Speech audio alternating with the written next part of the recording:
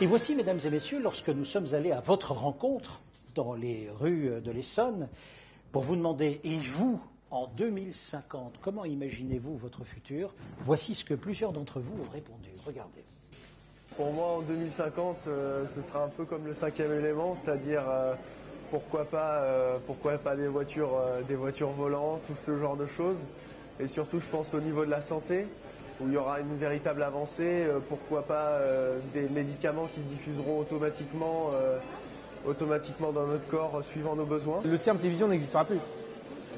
Ça sera sans doute une image qu'on développera comme ça, qu'on positionnera, et puis on cherchera, on aura notre télé nous-mêmes avec peut-être des capteurs au niveau des yeux, intraoculaires.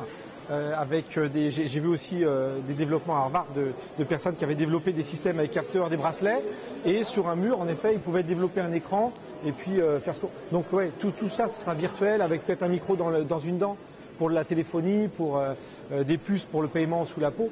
Donc moi je vois bien le truc comme ça. Ouais. On invente tous les jours, mais est-ce que ça fait le bonheur? On se déplacera moins sur Terre, mais plus à l'extérieur de la Terre. Je crois à la fabrication entre guillemets, de stations orbitales où nous pourrons commencer à vivre ou au moins commencer à travailler, à coloniser. Je ne crois pas aux petites pilules, les compléments alimentaires, et des choses qui vont nous faciliter la vie, parce que là, je pense que et en plus en France, je pense que c'est vraiment une tradition, la partie, le repas à table est quelque chose d'important. Pas de cachet ni de pilule, en tout cas je le souhaite. Non, de bons produits, peut-être travailler autrement, peut-être réfléchir autrement, mais les process de transformation se développent aussi et toujours plus de qualité, toujours plus de contrôle. Donc je suis relativement serein de ce point de vue-là. J'ai vu un article qui montre que l'intelligence artificielle en 2050 pourra dépasser l'intelligence humaine.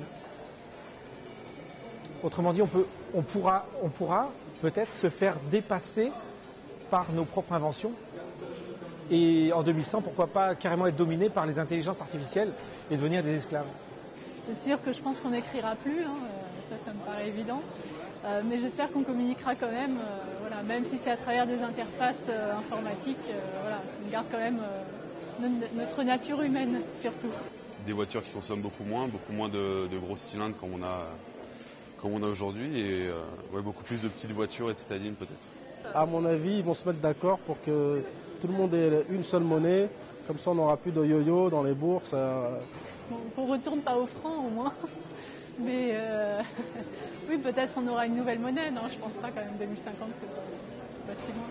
Ça me paraît un peu trop optimiste pour les voyages sur la Lune ou sur Mars, mais je vois ça à plus long terme, peut-être 2100, 2200, plus 2200, mais ça me paraît un peu proche 2050. Peut-être aussi des pilules anti-sommeil. Moi, j'aimerais avoir une pilule pour pas dormir et vivre 2 fois plus. Forcément, l'impact du changement climatique va se faire sentir. Donc, on va avoir des déplacements peut-être de désert dans certaines zones et d'apparition d'autres choses dans de nouvelles. Évidemment, il n'y aura plus de pétrole, ou très peu. Donc, il va falloir complètement changer tout ce qui vient de la pétrochimie, tout ce qui est carburant, automobile plus électrique, éolien, hydrogène. Et d'après ce que je vois que les choses changent tellement vite que l'homme ne maîtrise rien. Alors, l'homme ne maîtrisant rien, je ne peux pas savoir en 2050 ce que ça sera. Il peut y avoir des événements qui peuvent bouleverser, mais après, ça ce sera quand on y sera qu'on le saura. Bien. Donc, je vous imagine bien avec un téléphone dans les dents et sans dormir depuis quelques jours déjà. Nous allons tenter de mettre de l'ordre dans tout cela, mais nous allons aborder à peu près tout. C'est-à-dire, nous allons avoir 3 grands tableaux et le premier tableau que j'aimerais envisager avec vous 3, André-Yves Portneuf est annoncé, il va bientôt arriver, c'est le tableau industriel. C'est-à-dire, est-ce qu'en 2050, nous aurons des entreprises qui ressemblent à ce qui existe aujourd'hui? Est-ce que nos industries, si elles existent encore, les hommes politiques se posent déjà la question pour les mois à venir et les années à venir, mais en 2050, nos industries seront-elles exactement calées de la même façon? Alors ici, je me tourne d'abord vers vous, Pierre Tambourin. L'industrie, 2050, dans les dizaines d'années à venir, ça pourrait être quoi? Écoutez, comme je savais que je venais dans cette maison, qui aide beaucoup Génopôle d'ailleurs, J'ai réfléchi à cette question et j'en faisais mon introduction et j'ai failli tout à l'heure me dire que vous aviez commencé d'ailleurs à pratiquement répondre à cette question. Au fond, ce dont on parle assez peu et qui va marquer les années 2050 à coup sûr, c'est que si on prend l'hypothèse que nos civilisations, nos pays développés, arrêtaient leur consommation, la croissance de leur consommation, et si l'Inde, la Chine et le Brésil arrivaient à notre niveau, selon les experts, il faut toujours se méfier des experts, en gros, nous aurions besoin de 4 à 10 équivalents planètes en matériaux, en ressources primaires, etc. Comme nous n'aurons pas cela à notre disposition, sauf dans certains cas que j'illustrerai après, en particulier, j'entendais, il n'y aura plus de pétrole. Si, il y aura toujours du pétrole si on le souhaite. Les sciences du vivant permettront de fabriquer du pétrole dans des conditions où la nature, donc les sciences du vivant l'ont fait pendant des millions d'années, nous serons capables de le faire, nous, en quelques heures. Alors, pas des tonnes, mais une quantité suffisante.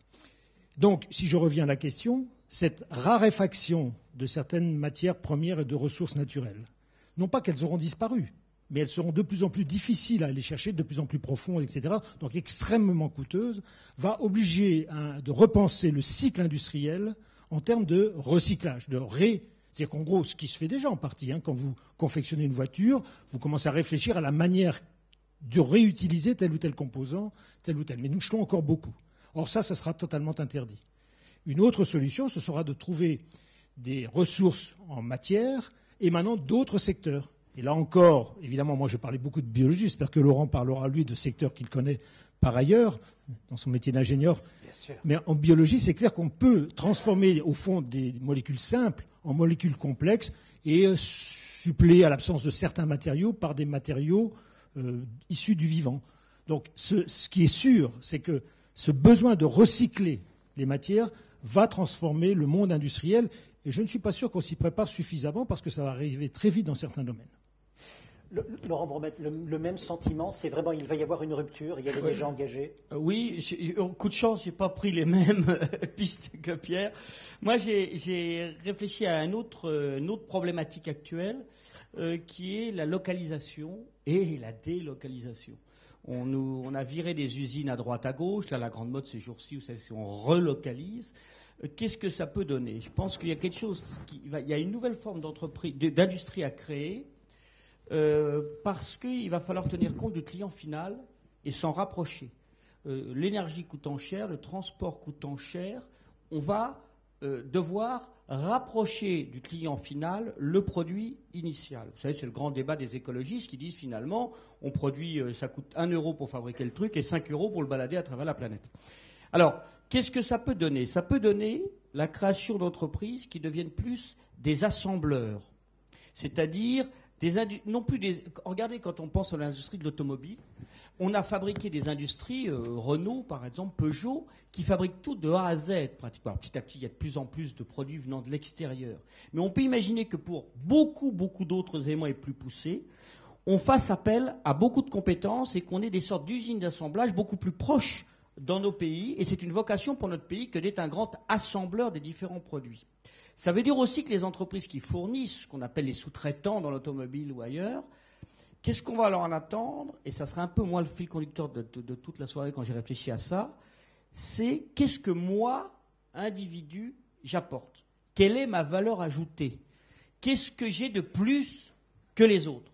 Si le bout de bille en question, il y a un spécialiste à Lons-le-Saunier et puis que le bout de tissu, il est fabriqué à Lima, etc., qu'est-ce que je m'en fiche si la personne est spécialisée dans le domaine? Autrement dit, une somme de niche. Donc on doit se poser les entreprises, est-ce que j'ai besoin de tous les gens que j'ai? Est-ce que je veux tout couvrir? Et ça amène à une notion qu'on verra sans doute de partenariat, c'est-à-dire de relation entre des entreprises, d'entreprises un petit peu plus, non pas en compétition, mais en complémentarité les unes avec les autres. Donc, adapter. Ça, c'est le premier point. Si je peux en ajouter une deuxième idée un peu globale, c'est qu'il y a beaucoup de produits qui vont changer. On est très attaché depuis que moi je suis né à peu près, et globalement je suis né en 54, donc c'est après la guerre globalement, à des engins. On est content d'avoir une table, on veut avoir un téléphone mobile iPhone, et puis on veut une bagnole. Je crois que ces symboles de la société qui étaient par exemple la voiture va évoluer. On n'achètera plus de voiture Quelqu'un disait les voitures volantes, ça c'était le côté space opéra Bogdanov, mais ce qui est pas faux, c'est un rêve, il a le droit de rêver et c'est très bien, et si ça se trouve ça arrivera. Mais je crois qu'on achètera un jour ou l'autre le service d'une voiture. C'est déjà le cas, Vélib. Autolib. Autolib est un symbole. Mais au-delà de ça, la question que je me posais, c'est est-ce que c'est Peugeot qui va acheter Total, ou est-ce que c'est Total qui va acheter Peugeot, ou est-ce qu'il y aura un deal entre les deux? Est-ce que c'est MMA qui va acheter les deux en vendant le service? Qui va vendre le package déplacement, voiture, péage, essence, assurance? Ça veut dire que la voiture n'aura individuelle, pour moi, globalement, à terme, va globalement disparaître, sauf si on fait des concours de belles voitures. À mon avis, on achètera un service dans 50 ans. À mon avis, d'autant plus qu'on ne pourra plus ni payer l'essence, ni payer l'assurance, ni se bouger pour venir ici, je ne vous dis pas l'enfer. Donc, il va falloir, là encore, et ça se rapproche de ce que je disais tout à l'heure, des intégrateurs. Intégrateurs de produits, d'usines, et intégrateurs de services pour apporter globalement plus des produits, mais des services. Et c'est là que chacun doit se positionner sur quelle est ma valeur ajoutée à moi. Dans cette collaboration beaucoup plus générale. Dans une collaboration générale qui peut être, à mon avis, à plusieurs niveaux. Un niveau entre entreprises spécialisées du monde entier, dans des holdings ou dans des groupes qui maîtrisent tout un tas d'éléments, ce qui, vous me direz, revient au départ. Et puis, on parlera des réseaux sociaux à un moment ou à un autre, et de la communication, puisque la base, c'est quand même que si vous avez 10 spécialistes du boson phi alternatif, dans le monde, ils ont pas besoin de se réunir pour parler. Voilà, ils parlent entre eux toute la journée. Je retiens donc deux mots, collaboration, partenariat d'un côté, valeur ajoutée, et de l'autre côté, passer de la propriété au service. Néanmoins, Pierre Tambourin, est-ce que cette collaboration-là, dans un monde où la matière première se raréfie et où le recyclage que vous appelez de vos voeux n'est pas encore là, dans ce monde en question, peut-on imaginer des collaborations ou d'abord des tensions géopolitiques certaines? Ça, on peut le prédire. D'autant que dans le monde dans lequel nous vivons, ce qui nous caractérise tous les uns les autres, c'est quand même la politique un peu de l'autruche. C'est-à-dire qu'au lieu d'anticiper et de préparer, ce qui se fait quand même, n'exagérons pas dans l'autre sens, on a quand même tendance à se dire, il y a toujours cette idée qu'on va trouver une solution au dernier moment. Et ça, il y a un certain nombre de problèmes qui vont se poser, en particulier sur la disponibilité de l'eau liée au changement climatique. Au fond, les populations se sont réparties sur la planète selon cette disponibilité. Et demain, ce dont on est sûr, c'est qu'il n'y aura pas moins d'eau sur la planète Terre, il y en aura même probablement un peu plus, mais elle ne sera plus du tout au même endroit et avec des répartitions très différentes. Comme on ne déplace pas les populations aussi facilement qu'on le voudrait, et tant mieux, on va s'apercevoir qu'il y aura des tensions entre pays fortes. Il y en a déjà d'ailleurs entre les États-Unis et le Canada, puisque les États-Unis puisent massivement dans les grands lacs canadiens pour approvisionner leurs champs à près de quelques milliers de kilomètres, et que les Canadiens commencent à trouver ceci un peu dur et commencent à protester. Et bien entendu, dans certaines régions du monde, les choses sont encore plus graves que cela. Si on prend les terres rares, qui constituent un autre exemple dont tout le monde parle, et qui est actuel, c'est pas 2050, ça. Définition de la terre rare. Les terres rares, ce sont des éléments chimiques dont on a besoin dans certains composés complexes, en particulier électroniques ou autres, et qui interviennent dans nos lampes à basse consommation, des choses comme ça.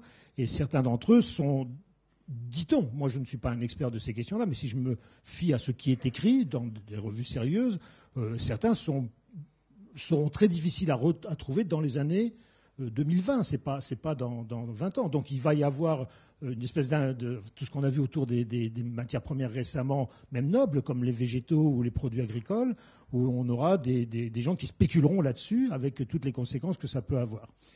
Dernier point sur cet aspect-là qui me soucie, c'est que on voit des pays essayer de racheter des territoires entiers. La Chine, par exemple. Et ceci, évidemment, c'est pas par souci tout en ayant d'ailleurs en Mongolie des réserves gigantesques de ces terres rares, en même temps essayant de s'accaparer, parce que pour la Chine et son niveau de consommation actuel, mais qu'elle voudrait très vite avoir au moins au même niveau que nous, et on ne peut pas les en blâmer, vraiment, il est capital de s'assurer de cette forme de patrimoine, de capital, qui, pour le coup, lui, ne sera pas rendu forcément par les sciences du vivant, parce qu'il y a un certain nombre de terres rares qu'on ne pourra pas remplacer par des molécules du vivant. Donc on voit que ces problèmes vont générer assez vite. Moi, je prends souvent l'image, quand je parle de ça entre nous tous, de la voiture qui voit qu'elle va aller dans le mur, qui a le phare allumé, qui voit le mur, mais qui ne sait plus comment on actionne le frein, quoi. Et là-dessus, et les réponses des écolos, des écologistes, pardon. Faites attention. Qui consiste à dire on va consommer moins, il n'y a qu'à diminuer notre consommation. Au fond, il n'y a qu'à aller vers une décroissance. Quand on voit ce que produit dans un pays comme la France, le fait de passer de 2 à 0% en termes de chômage, etc., c'est-à-dire qu'on n'a pas encore réglé ces grands problèmes d'équation, terme emploi, disponibilité, croissance, et que moi je ne vois pas de solution se dessiner à l'horizon proche, sinon du point de vue idéologique, je me dis que là aussi ça va avoir des tensions fortes, quoi. Et donc de tout ça, il faut en avoir le souci, quoi.